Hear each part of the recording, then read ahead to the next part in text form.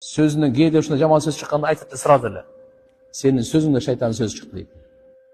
Пайғамбар саллаллаху алейхи вассалам кейде айтады эле. Егер бір нәрсе башыңдан өткен болса, же біреудің башынан өткен болса, қаддаралла ма ша Аллах фаал. Алла қалағаны болды, тағдырда жазылған бөтті дейді эле. Егер деген сөзді айтпағыла, ким егер деген сөзді айтса, шайтанға ешік ашады дейді. Егер деген мындай. Егер бармай қойғанда ше, өлбей қалмақта депчи. Түсіндің бе? Егер içпей қойғанда, егер ұшпай қойғанда, егер деп айта береміз ғой біз.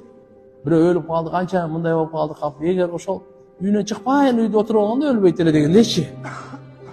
Ол тағдыр деген болады. Қаддаралла, маша Аллах фаал. Алла қалаған қылды, Алла тағдырда жазғаны болады ал. Адам Алланың тағдыры келгенде адамды мес іштебей қалады.